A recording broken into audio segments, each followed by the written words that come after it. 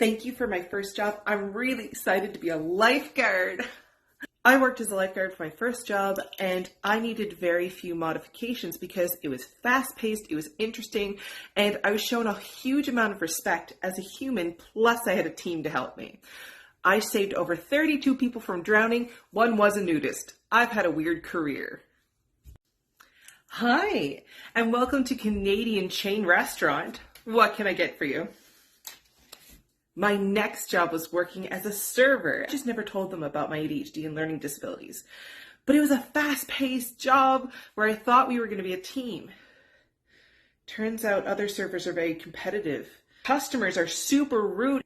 And I ended up having nightmares about this constantly. I would wake up in a cold sweat thinking I never got to that table. I kept forgetting their napkins. And instead of realizing that I needed help or a different job, I thought I was just a bad employee. I thought I was just lazy. I thought I was just stupid and couldn't do this job. Now, some people have ADHD and learning disabilities. They do great as being a server. Personally, I struggled in that environment.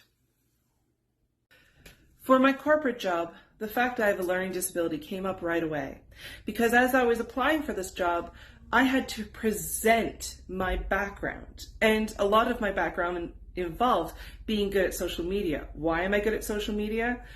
It's because of the ADHD mama. So I outed myself to the CEO, the head of HR, and the head of business right away saying, I have ADHD and learning disabilities. Very upfront about the fact that I use Grammarly to help me with my spelling.